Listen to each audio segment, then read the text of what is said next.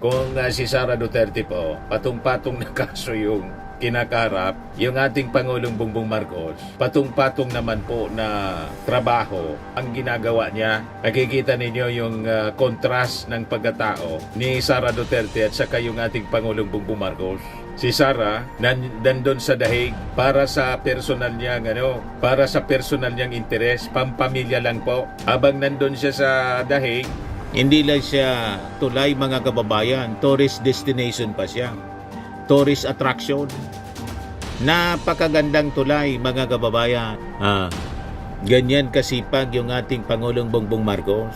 Kaya sabi nga ng iba, kulang po yung 6 years para sa ating Pangulo. Dapat talaga yung LGU, yung magkabilang LGU, sila magta-traffic para tiyakin na nagbabagang mga balita at pagtalakay sa mga isyu ng lipunan. Bulsa!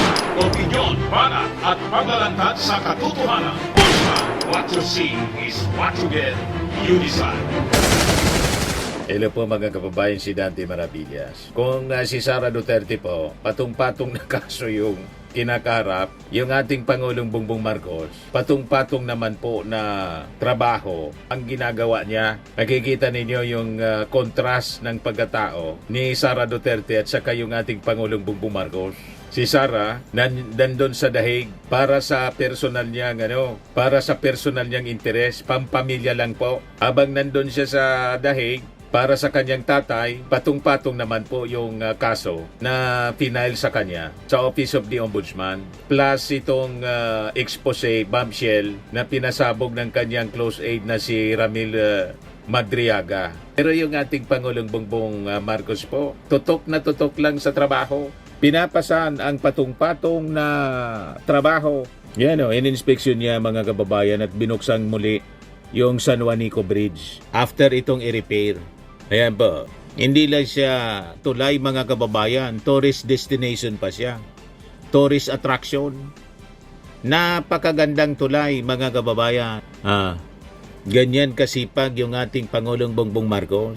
Kaya sabi nga ng iba, kulang po yung 6 years para sa ating Pangulo. Dapat talaga ma-presidente yung ating Pangulo tulad ng kanyang tatay, 20 years. Tingnan nyo naman, mga kababayan, napakaganda nitong ginagawa ng kanyang tatay noon. Good morning everyone. Ito na yung ating Pangulo sa kanyang mensahe. Bridge. At dahil kung maalala ninyo, nung unang sinara ito at ginawang limitado ang traffic dito sa San Juanico Bridge, ay sabi namin gagawin ng DPWH, aayusin lahat ng nasira dito na hindi na-maintain na mabuti. At we were hoping, ang aming prediction was makakapagtawid na yung 12 tons na truck dito sa San Juanico by Christmas time, by New Year. Mabuti naman, medyo na pabilis ang trabaho. At ngayon, pwede na natin buksan ito for 15 tons na truck. So, malaking pagbabago, makakatawid na yung mga cargo truck natin na dati hindi nakatawid, kailangan pa magroro at umikot sa mga ibang port na ginawa natin. Ngayon, ay mababawasan na yun. Yung malalaki na lang ang kailangan pa sumakay sa barko. But meron pa rin plano para medyo ma-alleviate yung sitwasyon na yon. There is a plan from the local government, the Mayor of Tacloban has brought it up, na paggabi, pag mas madalang ang traffic, baka pwedeng gawin ay magpadaan ng one-way lang kahit yung malalaking truck. Kasi kung sa ngayon, 2 ways, 15 tons. So 15 tons na magkabila. Pag one-way na lang, kahit 30 tons, kayang tumawid. Pero one-way lang. So ang gagawin, yung LGU, yung magkabilang LGU, sila magta-traffic para tiyakin na one-way lang ang takbo. So isasara yung one side. Kagaya pagka tinatrabaho yung kalsada, ganun. That's the same idea. So we will explore that possibility para naman mas maging magaang ang ginagawa ng mga transportation workers na tumatawid. at mas mapapabilis. At hindi lang yon, siyempre makakapagbalik sila sa dati nilang binabayaran na ngayon nagbabayad pa sila para sumakay sa barko, ay baka mabawasan yung kanilang kailangan bayaran, which will also bring down transport costs, which will also bring down the price of goods. So it's ganun kahalaga itong trabahong ginawa dito. Kung makita ninyo, yung mga section na talagang malaki ang sira, ay linagyan na muna ng reinforcement. Ito yung malalaki na bakal, yan ang reinforcement para habang inaayos yung sa ilalim, yung mga nakikita natin yan, yung mga nakalawang, yung mga bolt na nawala na, yung mga pin na nawala na, yan ang ginagawa nila ngayon. Ang ating we are hoping for the total return of the bridge's function to allow 33 tons two ways by the middle of when do we think we can? Third quarter of 26. Hopefully by the middle of next year, third quarter of next year, fully functional na ito. I hope that this serves as a lesson to all future administrators of in government, of all government workers who have anything to do with this. The retrofit cost us 1.1 billion pesos. That is money that we could have saved if proper maintenance was carried out on San Juanico. We would not have to do any of this kung yung every 3 years ini-inspeksyon, inaayos. Wala tayong gagastusin na kahit na ano, yun lang, MOE lang yun. That's the MOE of DPWH. Nakasama dyan. Kasama yan sa MOE ng DPWH. Kung saan napunta, kaya hindi na nag-inspeksyon, kaya tayo nagkaganto. Sana naman, itong experience natin na ito, matuto na tayo na napaka-importante na tayo ay continuing maintenance. Ngayon, tinanong ko sa ating mga engineer, kung tama ang ating pag-maintain, kung tama ang ating pag-ayos, magkakaroon ba tayo ng malaking retrofit in so many years? Ika nila, basta't maayos ang maintenance, hindi na tayo kailangan mag-retrofit. Siguro mag-repaving o ganyan, pero madaling trabaho lang yan.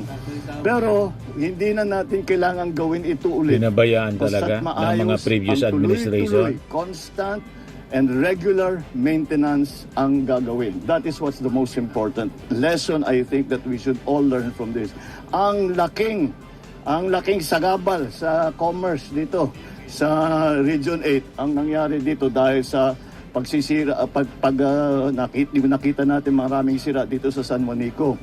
At it's not just convenience, but it is cost, it is food supply, it is the raw material for some of our manufacturers, it is of course the goods that are being sold in the stores. Lahat yan naapektuhan. Kaya again, I hope that this is a lesson to us and of all of those in the future whose responsibility will be to look after our thoroughfares, that to always remember the experience of San Juanico Bridge, that if we had only maintained it, we would have saved a great deal of problems. Not only that 1.1 billion pesos that we spent, kung hindi yung sakripisyo na dinaanan ng ating mga truck, ating mga tindahan sa Samar, dito sa Tacloban, sa Leyte, on either side. So the effect of that is much bigger than just the bridge. Kaya yun ang ating laging kailangan isipin at matuto na tayo. Alam naman natin kung paano gagawin para maiwasan yung ganyang klaseng sitwasyon. But I'm very happy that I'm able to say now it is very close to our deadline, and so the San Juanico Bridge is partially finished. It will be finished next year. The repair of San Juanico Bridge is partially finished. It will be finished next year so that the bridge will be able to take again the load of 33 tons going both ways. All right? Maraming salamat. Damo salamat. Thank you. Thank you. Ayan po. yung reinforcement, retrofitting na ginawa. Nadadaanan na ng malalaki uli. May mga trucks na rin, may bus. Napakaganda po ng San Juanico Bridge. Pinabayaan lang ng previous administration. Nating pagsasay. Kaya yan tuloy. Bilyon yung gastos, mga kababayan. And partially finished pa lang po. Next year pa matatapos. Pero in-inspection na ng ating Pangulo para siguradong matatapos sa tamang schedule po. Anson po yung ating Pangulo. Hindi na pwede na yung may magre-report lang sa kanyang opisyal. Pagkatapos, yun pala, goes substandard yung trabaho. Kaya siya mismo yung tumitingin po. Pati yung pagpalinis po sa mga kanal, mga ilog. Mismo yung ating Pangulo ang pumupunta sa mga lungsod. Ayan yung ating Pangulo. Sinosuperbas niya yung paglilinis ng mga ilog, mga creek. Di ba? Mga kababayan, Bacolod City Waterways ang pinuntahan niya, mga kababayan, para tingnan yung paglilinis ng mga ng mga ilog. Ayan, para hindi na maulit po yung mga pagbaha, pinagkakaguluhan yung ating Pangulo ng mga bata. Nakita ninyo? Poging-pogi kasi po at napakabait kasi ng ating Pangulo. Malapit siya sa ating mga bata. Yan pinagkakaguluhan siya. Sabi dito sa report ng Presidential Communications Office, sinimulan ni Pangulong Marcos sa Bacolod City ang malawakang waterways clearing at cleaning operation sa ilalim ng Oplan kontra baha. Nalayong bawasan ang pagbaha sa lungsod at karatig lugar lalo na tuwing malakas ang ulan. Personal na sinuri ng Pangulo ang dredging at clearing sa Mambulok Creek kasabay ng sabayang operasyon sa Siampang, pangunahing ilog at creek. Target ng Bacolod Operations ang paglilinis ng halos 170 kilometers na ilog, creek at estero at 138 kilometers ng drainage systems. Bahagi ito ng nationwide rollout na sinimulan sa Metro Manila, Metro Cebu at nagpapatibay ng pagtutulungan ng national government, LGUs at private sector laban sa matinding pagbaha. Yan yung ating Pangulo. Siya mismo yung nagsusupervise sa paglilinis. Hindi pwedeng iasa lang sa mga opisyal niya sa ilalim. Baka kubra lang ng kubra ng pundo, wala mang nililinis. Hindi ba yung mga flood control, ganun yung ginawa po? Sige lang ang kubra. Yun pala, hinanakaw na yung mga pundo. Wala mang trabaho. Nadala na mga kababayan yung ating Pangulo dahil dito sa flood control anomalies. Tapos pumunta din siya sa nag-inspection din po siya sa Port of Banago. Yan Port of Banago Improvement Project. Talagang pinupunta niya para sigurado na yung trabaho hindi po substandard. Di ba, mga kababayan? Yan yung ating Pangulo. At upang bigyan pa tayo ng mas malawak na diskusyon na patungkol sa mga bagong pasilidad dito sa Banago Port, mga kababayan, kasama ko po ngayon si Miss Eunice Monte, ang spokesperson po ng Philippine Ports Authority. Magandang hapon po, Ma'am Eunice. Magandang hapon rin po sa lahat po ng nanonood. Ma'am, una po sa lahat, ano po ang directive ni Pangulong Marcos Jr. sa Philippine Ports Authority, of course in partnership po with the Department of Transportation, pagdating po sa modernization at pag-improve pa sa mga facilities and services po natin sa mga pantalan? Yes, unang-una po sa lahat, lagi pong binabanggit na rin ng Pangulo po sa ating pong Secretary ng Transportation at dito na rin po sa ating PPA General Manager Jason Tiago na dapat po kapakanan ng mga pasahero yung laging inuuna. And yun po yung ginagawa ngayon ng Philippine Ports Authority sa pamamagitan ng paggawa ng mas maraming infrastruktura na magkokonekta po sa ating mga rehiyon. Especially ang Pilipinas po is an archipelagic country.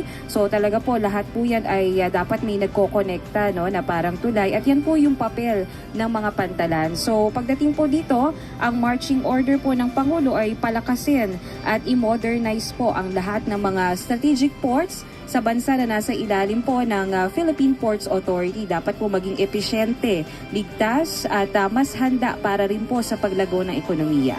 Yan po ang ating Pangulo, bagong Pilipinas. Di ba? Napakasipag po. Habang sige lang ang pasyal-pasyal sa dahig ni Sara Duterte at sa yung kapatid niyang si Pulong. 17 countries mga kababayan yung tour niya. Ganun lang ang kanilang mga ginagawa. Di ba po? Ito na yung ating Pangulo. Kaya ng ating ginawa doon sa iba ay yung dredging at saka yung pagkolekta ng basura. At para naman mabawasan ang pagbaha. Ito ganun din ang estimate na kapag nalinis natin lahat ng mga ilog, lahat ng mga creek, lahat ng mga estero, matanggal lang natin yung basura at makapag-dredge tayo. Ang estimate ng ating mga scientists ay sabi nila mababawasan ang baha by 50 to 60% at least. Kaya napaka-importante itong programang ito. Kaya dinadala natin sa iba't ibang lungsod around the country kung saan nakikita natin talagang nagkakabaha. Ito naman, nandito naman tayo para tignan itong ating bagong terminal. We will go, after this, we will go to the old building, which was the old terminal before, na tinanong ko sa lahat ng tao dito, hindi alam na kung kailan pa ginawa, pero 60s daw. Kaya kailangan ng baguhin. So, that's what we have done here. This is now going to be the standard design for our terminals, for our ports around the country. And the reason it's important to have a standard design so that ang tao, ang pasahero, kahit saan sumasakay, saan bumababa, alam nila kung saan bibili ng ticket, saan mag-aantay, saan papasok, saan sila dadaan. Napakaganda. And that's why we are hoping the original traffic dito was 50 kaya ng old building. Yung old building kaya mag-process na 50 passengers at any one time. Ngayon, ang capacity ngayon nito is 500 passengers. Kaya malaking bagay at saka nakita naman ninyo, iba na talaga pagka maayos at maiwalas at make the traveling experience para sa ating mga kababayan a little more pleasant. So now we will go to the end of the pier. Titignan natin yung old building kung anong dapat gawin. Thank you very much. Kita ninyo, napakaganda na, napakalawak na po. Sa ngayon po ba, Yan ang ma'am, bagong ilan na port. po ba ang Banago Port. Di ba? Napakaganda ng mga projects ng ating Pangulo. Philippine Ayan, Ports Authority? And are we expecting po more openings of similar projects in napakaganda the na po, future? mga kababayan. Yes, actually, yan po ay dapat Parang abangan natin, airport na sa po. Philippine Ports Authority dahil marami pa po ang ating mga port facilities na ginagawa Para ng na ring uniform airport at po. modern, no? So mas marami pa po tan, especially po yung mga ganitong klase na mas maganda, mas malawak na mga passenger terminal. And usually kasi kapag nakikita ng Yun, diba? pag World sinabing class po. pantalan, medyo iba, medyo madumi. Yun yung dating stereotype. Pati yung mga Yes, bus pero na kapag po mag-service po napisita sa na ng kanila. mga kababayan natin, yung bagong mga pantalan natin, makikita nila na ito po, ganito Sumakay na po yung sa service isang ngayon, napakagandang sa ating bus. po mga pantalan. So malawak, malinis po. Na At service kompleto na rin kung kayo po yung pasahero. sa port. At inyo nga po nakikita, ito po yung free shuttle service o yung free bus shuttle sa pa ating pala. pong mga pasahero Na na, bus. magiging uniform na rin sa iba pa nating mga pantalan. So mas madali na po yung biyahe at saka hindi na sila hassle pa na lalo na kapag maraming dala mula sa passenger terminal, hindi na sila Napakaganda. mauulanan. Parang, Hindi na rin yung ganun shuttle kainit bus sa dahil airport libre po. po ito. So libre Libre. sakay po ito sa mga pasahero. Ibig sabihin po ma'am, yun dun po sa mga ibang pantalan pa po na mino-modernize natin, malayo po talaga yung position ng passenger terminal sa pier. Usually po, Di yung ba? iba pong mga Napakaganda. pantalan kasi, of course, Modern port. ito po, may marami na ring pantalan, Banago Port. ang ating mga Pilipinas. And unti-unti pong minamodernize ito. Yes, so, yes. kumbaga, dati po yung Napakaganda iba po, natin, mga malalayo kababayan. talaga. And medyo You see, masikip. parang nasa airport so, po sa ang ginagawa NAIA. po ng PPE ngayon, usually, Ah. nag-identify po ng area kung Yan saan na yung po ngayon ang ating mga maganda ports. na posisyon ng Standard ating, design daw po, bagong mga kababayan, pantalan para sabi po ng ating andun Pangulo. lahat, kung makikita Ah, niyo, dapat malawak na rin siya. pati yung parking area O, nito. diba? So, kumbaga, open area Free and shuttle pwedeng po, umikot mga na yung kababayan. mga sasakyan nila. Shuttle Pwede na rin service. yung mga bus at sobrang lawak na actually, ito na nga po, may libreng sakay na rin na bus para sa lahat. Iyakan yung mga DDS sa inggit. Never itong nagawa ang kanilang Pangulong cartoon. Karton na po si Digong. Hindi na makita. Diba? At malabo na daw, sabi ng kanyang abogado, si Kaufman, malabo daw na milagro na lang na mapagbigyan pa yung interim release. O ngayon, sa ibang kwento mga kababayan, sa press briefing kanina ni Yossi Castro na itanong yung sabi, pagbibisita allegedly ni Sara Duterte sa kulungan ni Ramil Madriaga, yung dating aide niya na nag-execute ng affidavit exposing Sara Duterte na ang nagpundo daw ay mga pogo operators sa kanyang kampanya nung eleksyon. Saka galing po sa mga drug lords. So, pakinggan natin yung naging reaksyon ng Palasyo Malacanang. Si Yossi Castro. First question, Christian Yusores, DZMP. Good afternoon po, Yusek. Na-inform po ba ng BJMP ang Malacanang tungkol po doon sa umano'y makailang beses na pagbisita ni Vice President Sara Duterte sa Camp Bagong Diwa ng 10 oras ng gabi? Ano pong impormasyon yung nakarating sa Malacanang? Sa ngayon ay wala pa po rin na ibibigay sa atin kung anong update patungkol po dyan. At kung meron man pong ganitong instance, siguro po ay alamin po natin mula sa DILG. Tingnan na lang po muna. Follow-up lang, ma'am. According to the post of Mr. Montulfo online, specifically yung binibisita daw po ni Vice President ay yung detainee na si Ramil Madriaga at nakikiusap di umano na huwag magsalita tungkol dun sa pakikipagsabwata ng mga Duterte sa drug lords at Pogo. Ano po masasabi ng palasyo? Nabasa nga po ito at nadinig na po at nakita kung ano yung naging statement dito si Ramil Madriaga na di umano ay bagman ng Vice Presidente at sasabi pa na mga pogo operators at drug lords ang siyang nag-finance sa pangangampanya ng Vice Presidente. Kung ano masasabi ng palasyo dito, mas maganda po siguro na si Vice Presidente muna ang inyong tanungin at kung ito kanya mapapasinungalingan. Ma'am, one last na lang po related din to the Vice President. Today may mga nag-file po ng complaint sa Office of the Ombudsman against the Vice President. Kabilang po doon yung plunder, graft, malversation and other charges. Kaugnay po ng issue ng confidential funds, maybe get the palace's reaction and comment. Muli, kung ito naman po ay meron silang basihan para masampahan ng kaso ang Vice Presidente, depende na po yan sa mga complainants. Kung ano po ang isinasaad sa kanilang complaint, kung nakapag-attach sila ng kanilang mga ebidensya, mas maganda po maimbestigahan ito na mabuti. Next question. So yun mga kababayan ng brief reaction ni Yossi Castro ng Palasyo Malacanang sa mga kontrobersya. Si Sara muna na yung tanungin ninyo. Wala pa, timing pa si Sara. Pinag-iisipan pa sigurong mabuti kung paano niya sasalagin, paano niya pasisinungalingan ang naging statement mga kababayan sa affidavit, in-execute na affidavit po ni Ramil Madriaga na napakabigat po. Sinumpa ang salaysay at hindi peke yung notaryo tulad ni Gutesa. So may legal weight siya mga kababayan, hindi tulad ng video ni Saldico. Kita ninyo yung pagkakaiba po. But anyway, kaabang-abang ang magiging statement mga kababayan ni Sara Duterte. Abangan na lang po natin. Firmax Firming and Lifting Cream, pinapahid po sa mga pulses in affected area. Mainam po sa paninigas ng mga kaso-kasuan. Ito naman po, Automax Radiant Serum. Sa mukha naman yung application, anti-aging po siya. You will look 10 years younger than your age. Sa mga cancer patients naman po, baka lang gusto ninyo itong itry. Neng siya Red Mix Fruit Drink. Hindi mo po siya gamot, food supplement siya. Kaya lang, gawa siya mga kababayan sa goji berry. Yung goji berry, may anti-cancer properties. O ngayon, yung mga inquiries ninyo, dumiritso na lang kayo sa aming messenger sa Facebook para masagot namin agad. Ayos pa? Ayos na ayos niya, Mr. Maravilla. Sa mga naghanap po ng malinis and spacious fitness gym, pumunta lang po kayo sa aming Colossal Fitness Gym. May Grab car rental din po kami. But anyway, ito po pala yung aming bagong product na binibenta online.